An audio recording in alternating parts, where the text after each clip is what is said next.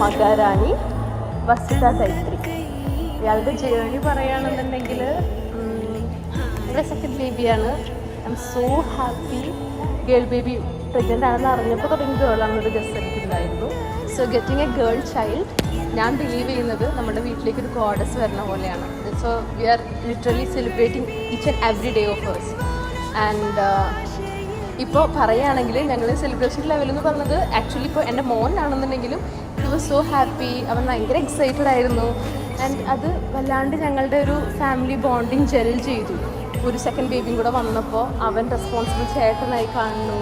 നമ്മുടെ family grow ചെയ്യുന്നതൊക്കെ all magical and I M so happy with that. So actually ഞങ്ങൾ ഈ ഒരു മൊമെൻറ്റും ഈ കാര്യങ്ങളെല്ലാം വല്ലാണ്ട് സെലിബ്രേറ്റ് ചെയ്ത് അവളുടെ മീനിങ്ങുള്ള ലോകമാണ് നമ്മളെല്ലാവരും ചെയ്തിട്ടുള്ളത്. This is Bhumi and this is Sun, and we took it as like Vasudha and Daitri. Vasudha means Bhumi, Daitri means goddess of light. അവളെ ഞങ്ങളുടെ ലൈഫിലേക്ക് ലൈറ്റ് കൊണ്ടുവന്ന് വിചാരിക്കുന്നു. ഭൂമി എന്നാണ് പേരിടാം.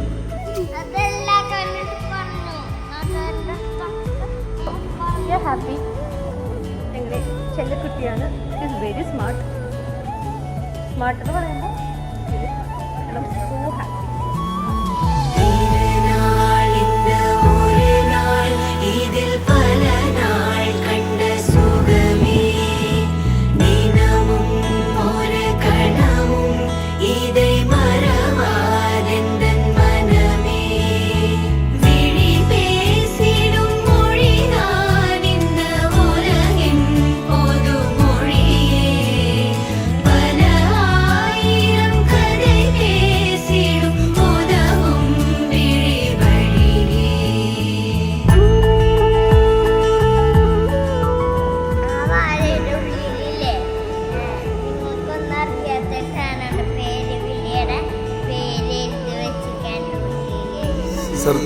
സർപ്രൈസാ